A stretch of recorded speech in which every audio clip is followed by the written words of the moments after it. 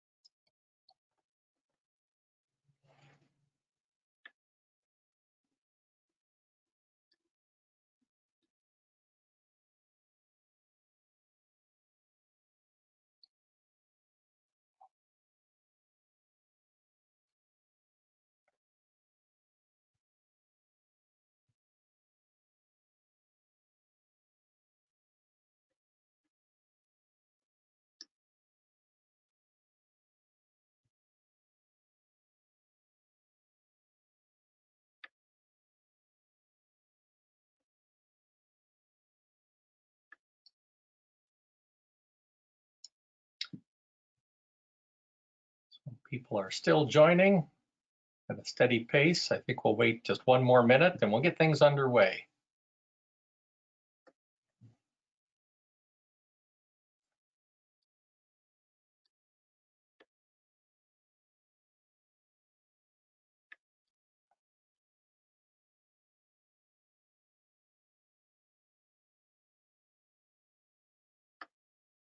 Okay, we're at 10:01 and we've got a good proportion of the folks that had pre-registered that are on hand. So we're going to get things underway. I'm Eric Huffnagel. I'm the Executive Director of the Michigan Coalition Against Homelessness, and I'm delighted to be with you today. I want to welcome everyone to the 7th Annual Breakfast of Champions. Our recognition event is different this year, as you all know, due to the COVID-19 pandemic. So it'll have a little different feel, and we're missing out on the great networking that's typically taking place at the event. But we really want to thank you. We appreciate that folks are taking time out of their busy schedules to attend our first virtual Breakfast of Champions event in lieu of our in-person event. So thank you all for joining us. In the past, I've tried to acknowledge people who have traveled the largest distance to join us, and often it would be, I think it would be Ryan from Traverse City that might be the person standing up acknowledging he was coming from the greatest distance. But I think today that we actually have someone who has traveled a greater distance in this virtual world. I think she left her bedroom and went out to her she shack where she has her office set up. So she may have traveled the farthest distance to be able to join us today. That's Eunice. So thank you very much. So I also want to take a moment to congratulate and welcome our 2020 champions. We're only sorry that this isn't an in-person event, so we can recognize you in a way that you truly deserve, but we hope that this virtual opportunity will suffice in the meantime. As we start to move forward, I do want to make sure on the front end that I thank our sponsors who help make this happen. We have as gold sponsors the Federal Home Loan Bank of Indianapolis. We appreciate their ongoing support of this event. At the silver level, we have Blue Cross Complete of Michigan, and of course, MISHDA, our longtime partner. We appreciate their support. And then our bronze sponsor, a new sponsor, WellSky, has joined us this year. Thank you all. And then also want to acknowledge a table sponsor, a virtual table sponsor. So I don't know whether or not the Michigan Primary Care Association has 8 people sitting in their conference room spread out so that they can actually have a table, or if they're all working from home individually. But thank you for that table sponsorship. Briefly, also, I wanted to extend a thank you to our board of directors. We really appreciate the strong support from our board during these times, and as we're all busy responding to COVID-19. I want to thank our staff as well. We appreciate the work that everybody's doing. While our staff, like all of you on this call, I've had to adjust how we operate and working remotely and taking on some additional work that at times can be even more stressful than normal. And special thanks to our HMIS staff for all the things that they have done to support our partners and members in the field.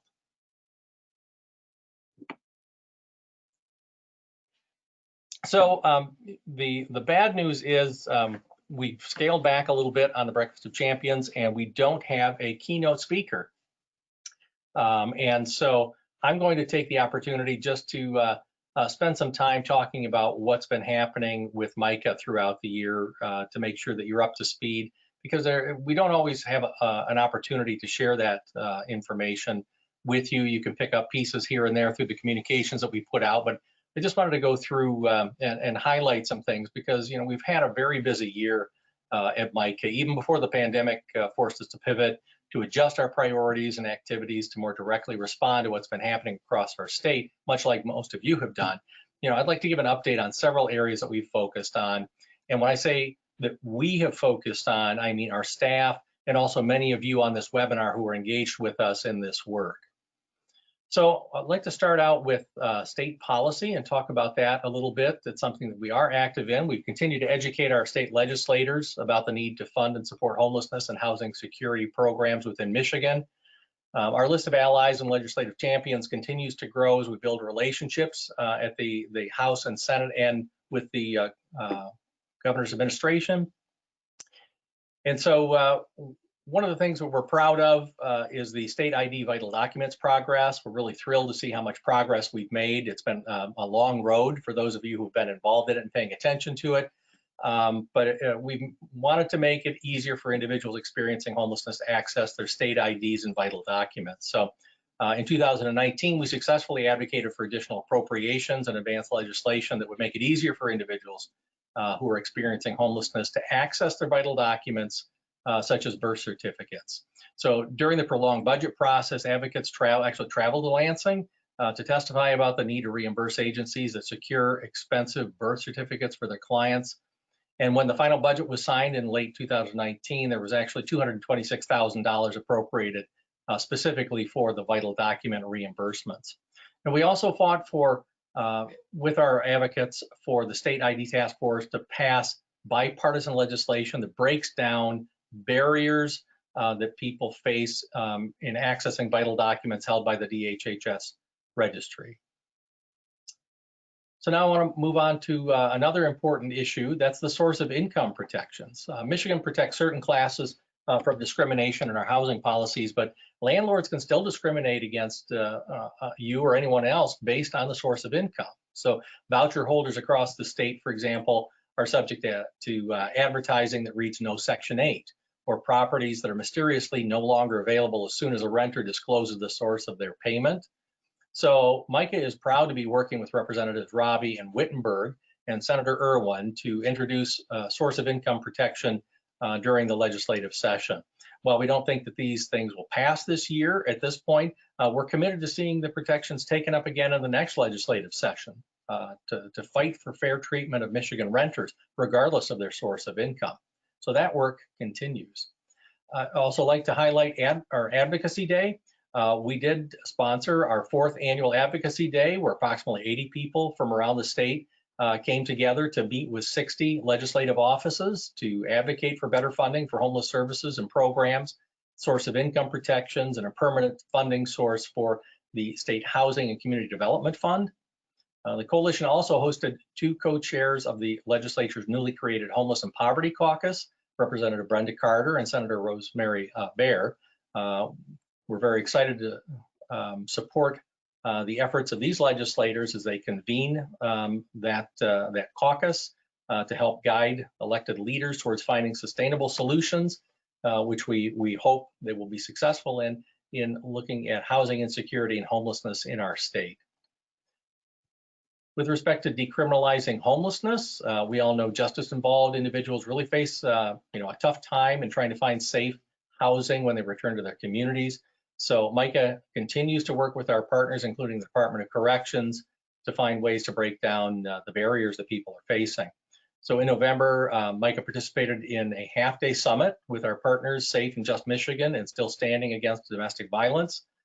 With these partners, advocates from around the state convened to learn about how Michigan is actually breaking down the barriers to housing and individuals with criminal records, including how they can pass groundbreaking clean slate legislation that would make automatically expunge eligible criminal records. At the federal level, we've been looking at a number of things. In addition to being active here at the state, we feel it's important to engage with our members of Congress. So we work with our national partners to secure increased funding for homeless services, as well as protections for those experiencing homelessness and housing insecurity.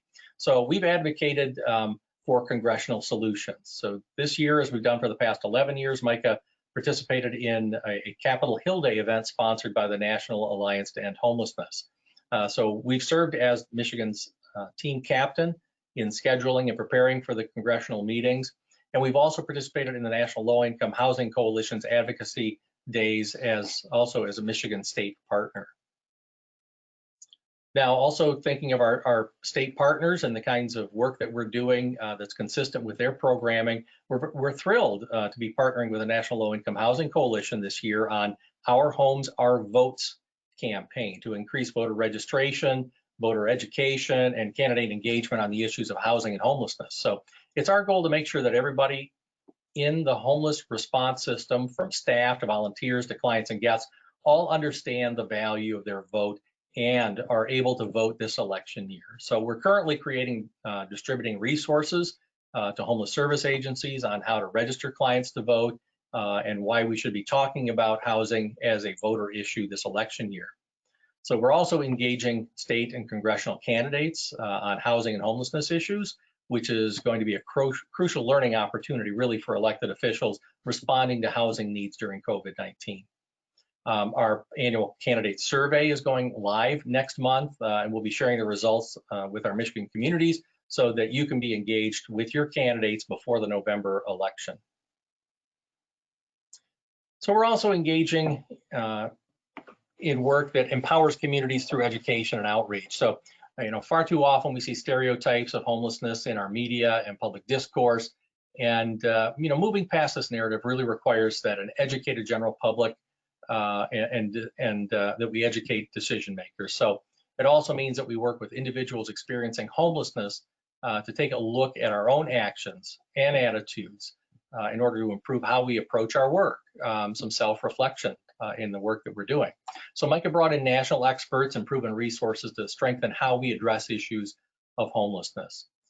Some of that relates to the trainings that we have been very pleased to be offering throughout the year. So thanks to financial support from our state partners, so that would be MSHDA, Department of Health and Human Services, and also the Michigan Balance of State COC, we've been able to offer a variety of trainings over the last year.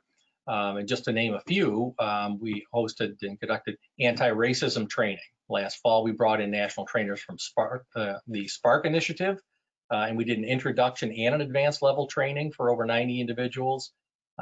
We also had a case management and motivational interviewing series. Nearly 300 individuals attended one of our trainings featuring staff from C4, and we hosted those in Gaylord, Lansing, and Detroit, where people could learn crucial skills in case management and motivational interviewing. We also made it up to Marquette for a 3-day series of trainings for our Northern Michigan provider partners. And lastly, trauma-informed supervision. Over 50 supervisors participated in our Lansing and Detroit trainings to provide trauma-informed skills and resources for working with staff. I also just want to mention that we continue to empower communities through our AmeriCorps program. Last year, our Michigan's Campaign to End Homelessness AmeriCorps program celebrated its 10th year of service across the state, which is a pretty big milestone. And in the program, our 23 members do provide direct, comprehensive services to those experiencing or are at risk of homelessness. And since 2009, when the program originated, our members have provided services to over 30,000 individuals. I'm also excited that Micah has launched into capacity building to end homelessness AmeriCorps VISTA program with VISTA members serving at 8 agencies across the state. The VISTAs provide capacity building services like creating partnerships and networks, leveraging financial resources, facilitating community engagement awareness and volunteer recruitment, etc.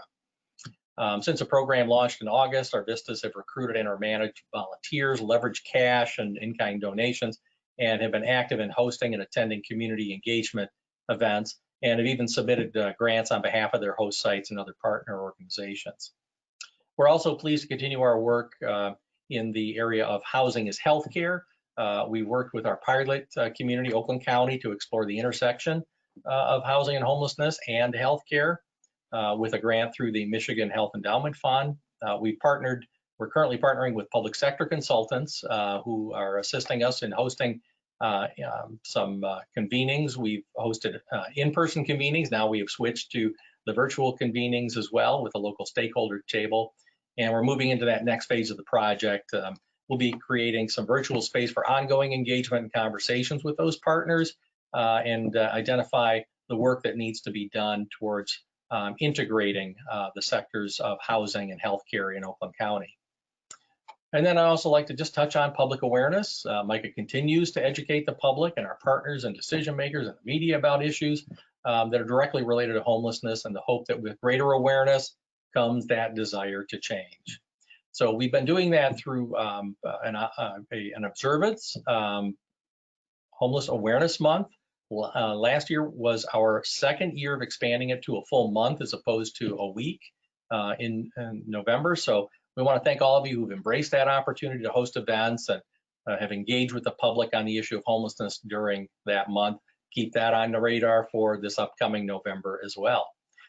In 2019, the theme was "This is what home means to me," that asked folks to reflect on all the things that make a home, from a bed to a roof, the emotional support of loved ones, etc. And during the month, Mike, as AmeriCorps Vista member, traveled around the state to events and shelter openings, and art exhibits, and even an original play that was featuring some real stories about individuals experiencing homelessness. We also have created a Speakers Bureau. The first class of our Michigan Homeless Speakers Bureau traveled around the state where they shared experiences about their homelessness. But one special project relating to the Speakers Bureau captured our imagination, and that was a partnership that we had with Dr. Ben Lauren, who's an assistant professor in the Department of Writing, Rhetoric, and American Cultures at MSU, who invited MICA's speakers from the Speaker Bureau to participate in a creative process of recording their stories and pairing them with original music, something very unique. So each speaker was connected with an MSU composer, some students, some professors, to share their stories and to guide the direction of their original song that was created specifically for their story.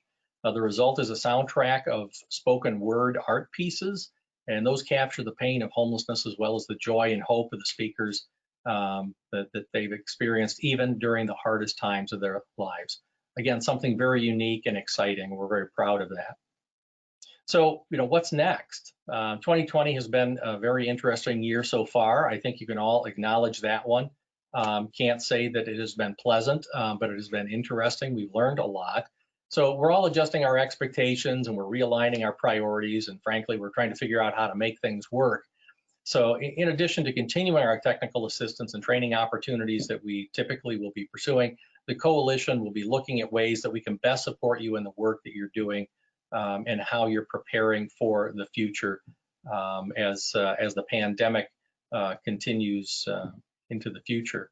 So this means that we're reevaluating our policy priorities. We want them to reflect our state and federal budget realities and the need to also address the pending eviction and homelessness crisis that we're facing as a result of COVID-19. So we're embracing virtual technology to engage with partners and allies rather than our in-person events. And we're taking a hard look at how we can, as an organization, as a partner within the Michigan's Campaign to End Homelessness, address racial inequities within our work.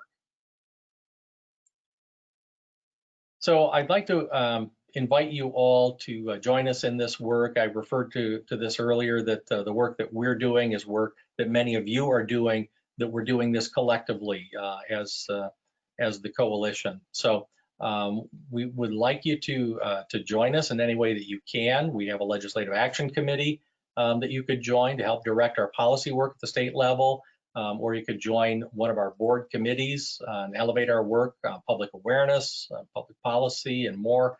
And of course, we invite you to become just a member, a paid member of the organization, either as an individual or an organization, and add your voice to the growing roster of people across the state who feel that now is the time for us to really bring solutions to Michigan to fix our growing affordable housing crisis. So now we're going to do something a little bit different as well. Again, with COVID being on the forefront, we wanted to take an opportunity to recognize some of the work that's being done with respect to COVID in our communities.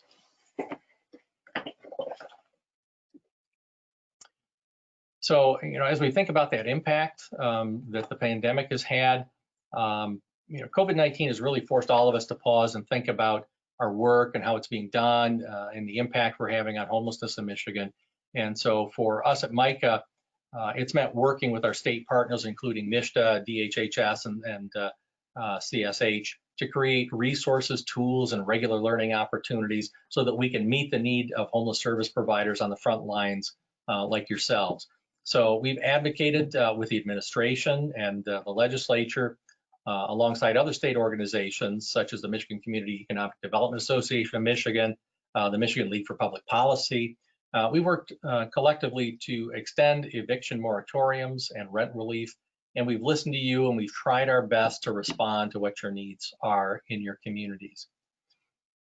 So today we're honoring our 4 champions who have had such a profound impact on their communities. But first, we want to stop and briefly celebrate you.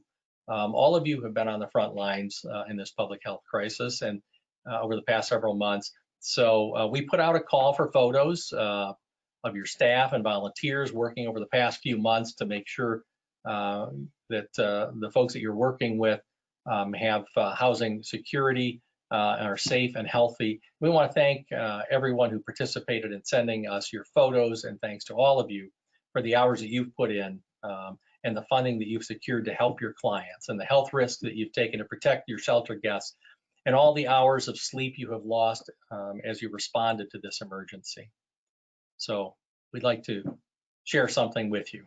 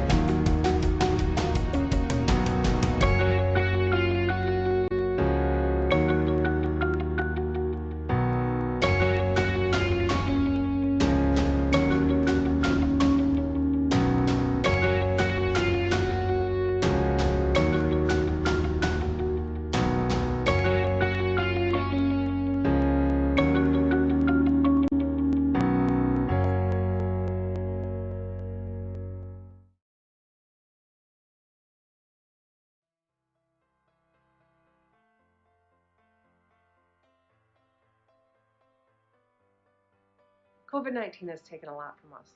Family, friends, celebration, and a normalcy has left a lot of us shaken. But we've also gained so much. Partnerships, community knowledge that together we can get through this. Good morning, everyone. I'd like to thank all of the staff and volunteers from Michigan's homeless organizations. Hi, everybody. This is State Representative Mary Whiteford.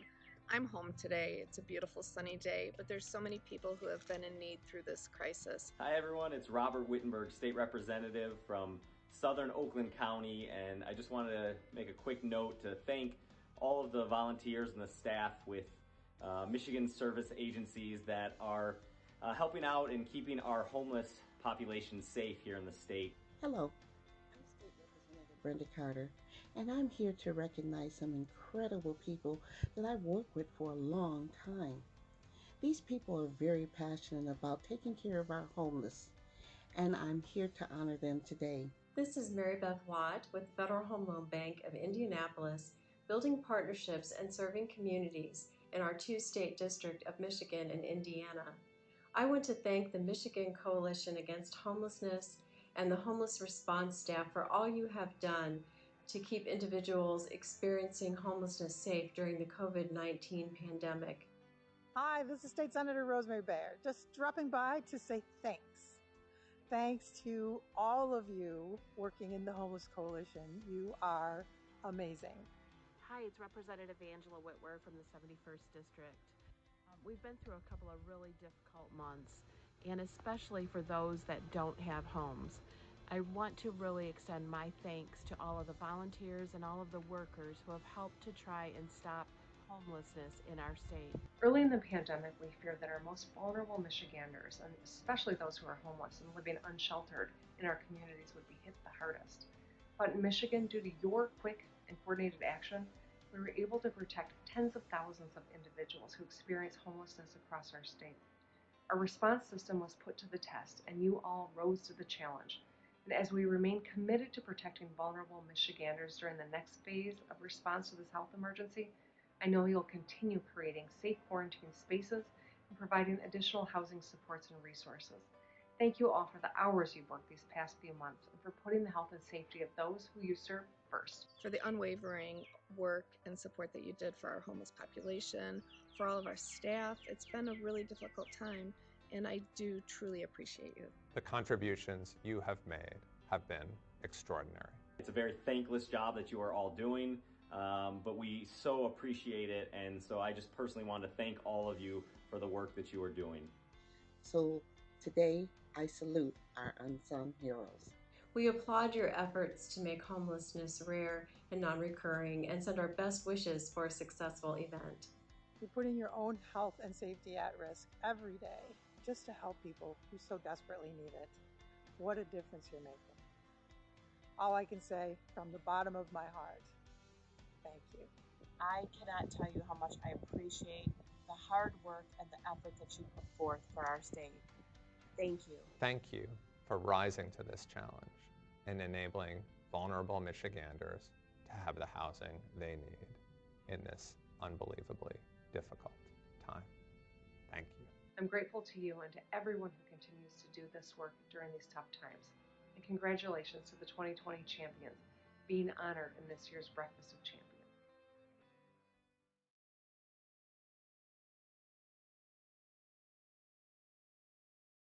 So that was pretty awesome. I really want to thank all those that were involved in providing the pictures, as well as taking the time to engage in some of the video work. Thank you all. It just reminds us how important all the work is that you all are doing as well in the field. So in summary, thank you all for the work that you're doing. So now let's move on to recognizing some specific individuals, the champions for the Homeless Awards. We will get started. We're honored this year to recognize 4 individuals who, again, truly exemplify what it means to be a champion in their community. We're going to start today with the community champion, Ted Phillips. He's the executive director of the United Community Housing Coalition, and which is responsible for housing thousands of homeless and at-risk Detroit residents over the last several decades. So throughout his career, Ted has proven himself to be a dedicated supporter of Detroit and its community members, going above and beyond, not only support clients through his work, but also to make each and every individual feel like family. In his 32 years as director of UCHC, Ted has expanded services to help attorneys fight evictions, added low-income homeowner issues, developed a tax foreclosure prevention program, created a zero-interest loan program, and expanded the housing placement program. In addition to UCHC's daily work connecting their clients with essential services and helping Wayne County residents avoid foreclosure and eviction, 2 years ago, they pioneered the Make It Home program, which has already helped 1,100 Detroit families stay in their homes. With this program, UCHC partners with Detroit municipal government to purchase recently foreclosed property, which is then transferred to UCHC and sold back to the former homeowner for $1,000, or the tenant occupies for the cost, which average price around $3,800, regardless of what was previously owed. So now we're going to hear from Ted. Congratulations.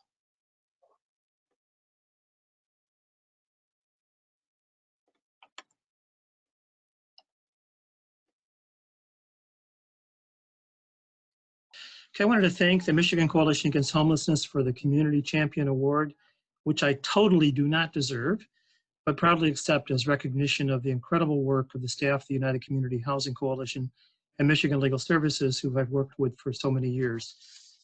At UCHC, we have tried to see ourselves collectively and individually as part of a larger struggle for social justice. Our prime piece in that struggle has been to resolve as many housing problems as we possibly could, and to expand our services to more fully meet the needs of our clients. In 1986, when I came to the coalition, we provided tenant organizing assistance, housing placement assistance, and landlord-tenant counseling with lay counselors. We added a legal component and have grown to provide more legal services in 36th District Court for eviction cases than any other entity. Little over 5 years ago, we expanded that to provide a clinic, along with Michigan Legal Services, to provide a clinic at the 36th District Court. In 1999, when the tax laws changed, we became involved in tax foreclosure work. 2003 was the first year that it was a major impact on people, and we began our services then and have done so now for 17 years. When the mortgage crisis hit in the mid-2000s, we expanded from working with tenants and tax foreclosure only to also working with people in mortgage foreclosure. The tax foreclosure crisis has led to the loss of thousands of homes for very small amounts of money. And over the years, we determined that other stuff we could do included helping people buy back their homes. Many people were losing their homes at auction for $500 to $1,000. So we started a program in 2010 of doing buybacks. We also noticed during the 2000s that many homes were selling for sheriff sale for $5,000 to $10,000. And so we began helping them as well. Once we did that, we noticed that there was no funds available to help people in those kinds of situations. So there was a need for a zero interest loan pool, which we created. As the tax auction sales became more problematic, we looked to other ways to avoid the auctions. We sat down with the city and others and were able to come up with the Make It Home program, which was born, which has gotten to our clients over 1,100 homes in the 3 years that we've had it in operation. Most recently, we've recognized that buying investor homes, because many of the homes that we purchased were ones occupied by tenants that investors failed to pay the taxes. And most recently, we recognized that buying investor homes where taxes weren't paid also were homes where there was a genuine need for repairs to be done. So our latest venture has been to establish a repair program combining small grants with zero interest loans.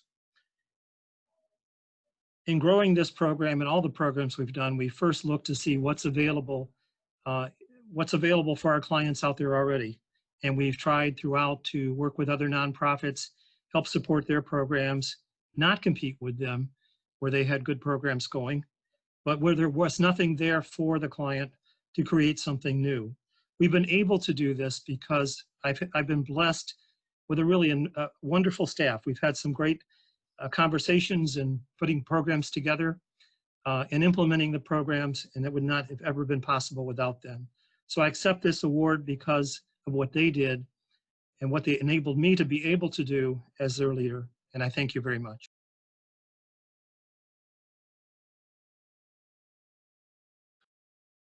So congratulations, Ted, once again, very deserving of the award. Now we're going to move on to the Public Policy Champion. Jennifer Hall is the Executive Director of the Ann Arbor Housing Commission. Her lifetime commitment to social justice, affordable housing, and ending homelessness began as an undergraduate at the University of Michigan. A class assignment exposed her to passionate community activists who were trying to end homelessness. The Homeless Action Committee, as it was called, inspired her to join their fight to house people, not cars, and dedicate her career to this cause. The Homeless Action Committee's political actions led directly to the City of Ann Arbor creating a housing policy board, for Affordable Housing Trust Fund, zoning regulations that triggered affordable housing or cash in lieu of affordable housing, a human services board, dedicated general funds to support nonprofit human services, and sparked the creation of Avalon Housing. So despite this progress, the fight for affordable housing, ending homelessness, and social justice continues. Jennifer worked for the City of Ann Arbor and Washtenaw County's Community Development Departments prior to becoming the Executive Director of the Ann Arbor Housing Commission in 2011. And her role as the Director of the Housing Commission, she's raised $65 million to reinvest in and redevelop the entire public housing portfolio, added 50 new apartments, dedicated over 25% of those units to housing people experiencing homelessness, and partnered with local nonprofits to provide permanent supportive housing, community building, youth programming, and eviction prevention services to residents and voucher participants. She's currently working with the City of Ann Arbor to redevelop underutilized city-owned property as affordable housing, and is enjoying every moment of the community opposition because it's just another opportunity to raise awareness about poverty, racism, and homelessness. And now we're going to hear from Jennifer directly.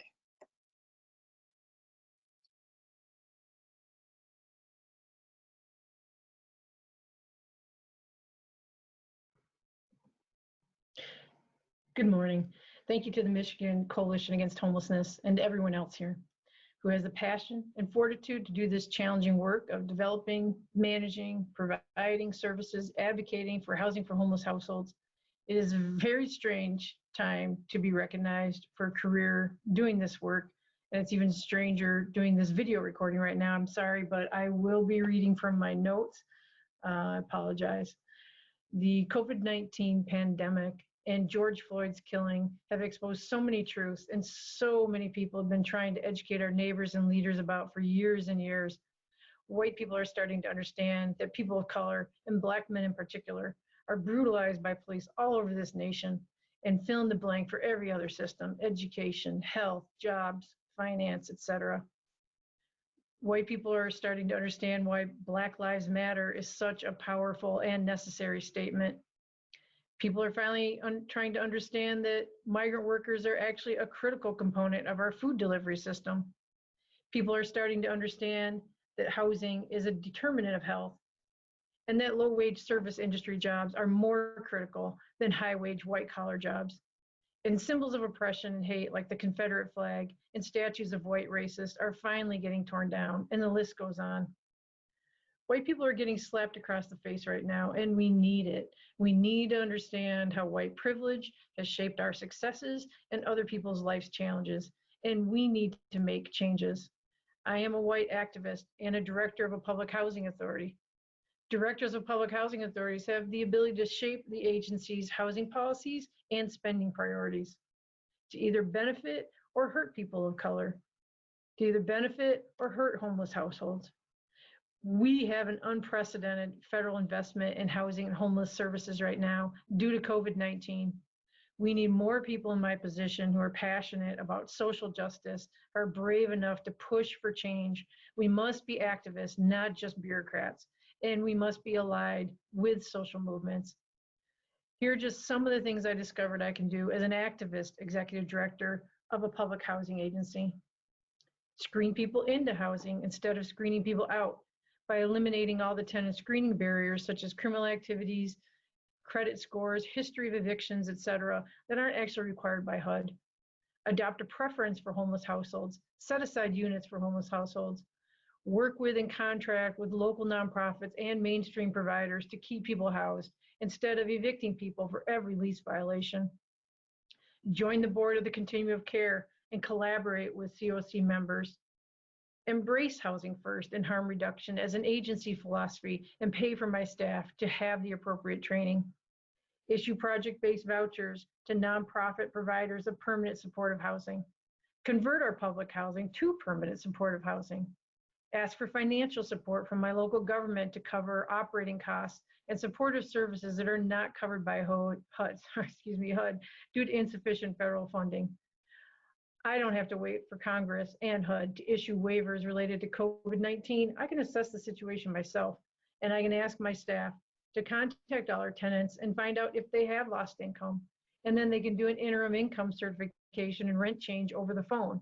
We can trust our tenants now and verify it later. I can ask my local government to respond to the pandemic and provide funds for eviction prevention, food, cleaning supplies for our tenants.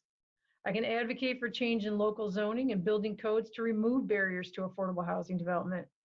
I can raise millions of dollars to invest in our properties and build more affordable housing and build more accessible and energy efficient affordable housing. I can hire tenants. I can hire people of color, support their professional development and promote them. I can ask my city to allow me to conduct a feasibility analysis of city-owned properties to determine how to add more affordable housing on public properties. I can pay membership dues to professional organizations that advocate for change. I can talk to community groups as well as politicians about the long history of segregationist federal, state, and local housing policies adopted by white people to benefit white people. I can advocate that affordable housing furthers racial equity and counteracts gentrification in a rich community like Ann Arbor. I can talk to my peers about these issues. Our housing as public housing is housing of last resort. If we evict our tenants, which we do on rare occasions, we know that they will become homeless. So as a public agency, we should be doing everything we can to keep people housed. And I can support the work of community activists by demystifying the bureaucracy, providing advice, and working together. I started my career as a homeless activist 30 years ago, and I have learned that you need community activists to give politicians and government bureaucrats the safe space to implement changes. We are watching that truth unfold before our eyes right now, all across this nation. I want to thank you all again. I wish I could be there with you in person, and I hope you enjoy the rest of your day.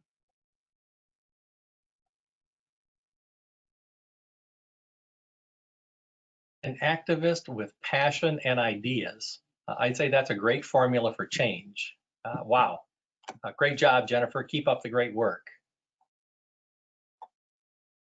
Okay, we're going to move on to the volunteer champion. Jean Ekema is a volunteer at the Refresh program that is organized by the Community Action House Street Outreach Team in partnership with the First United Methodist Church in Holland.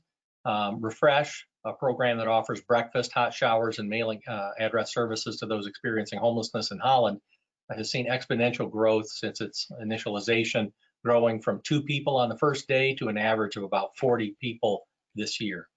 Since day one, Jean has been a positive force within Refresh, is gladly helping with anything that needs to be done, arriving early to ensure that the space is set up, pulling weeds on the grounds as soon as the weather allows, and collecting flower donations and volunteering at the local food pantry.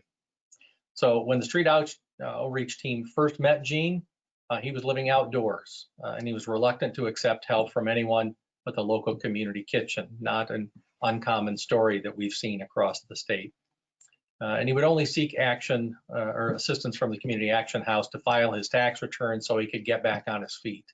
His hard work and dedication to helping others through Refresh and his other volunteer work was evident to the staff of the First United Methodist Church, leading him to a position as a custodial at a custodial company that allowed him to work part-time at the church and getting housing through a new trusted friend. Now he's an active and engaged member of the community, and he's more hopeful for the future, planning to eventually open a boarding house named after his father. So Jean is unable to be with us today, but the Reverend Luann Stanley Hook, the Director of Community Involvement at the First United Methodist Church of Holland, has recorded some remarks on his behalf.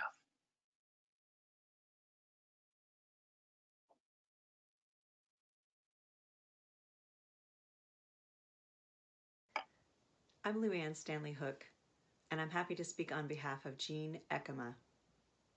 Jean is still a regular volunteer at our Refresh program, making sure our signs get placed outside each time we're open, and through his employment at the First United Methodist Church, making sure things are set up and clean for the program. He's provided an insider's perspective on life on the streets that has been valuable to us. Jean says it feels great to have a reason to get up in the morning and come to work. He's saving money, planning for retirement, hoping to buy his own trailer at some point. He says it's been great to be able to donate to Refresh now that he has his own income. Jean had lost contact with his family while he was on the streets, but now enjoys visits with them, phone calls, text messages, and even a trip together up north. Overall, Jean feels very positive about his future. As is his custom, Jean is very modest and downplays his own importance, but we at Refresh consider him a vital part of our team. Thank you for choosing Jean Ekema as a volunteer champion. Well, we appreciate the Reverend making those comments. We're sorry that Jean couldn't join us today, but want to congratulate him again for the work that he has done in helping his community and making those positive steps in his journey. Now we're going to change a little bit. We're going to switch it up and talk about Legislative Action Champion. We're going to hear from our champion shortly, but the award is going out to State Representative Tommy Brand, who was first elected to the Michigan House of Representatives in November of 2016. He represents the 77th district, which includes Byron Township and the city of Wyoming, on the west side of the state. In 2019, Representative Brand championed a successful effort to institute a per diem increase in the emergency shelter program. He continues to sponsor additional state funding support for Michigan's homeless response system, such as diversion service funding for families.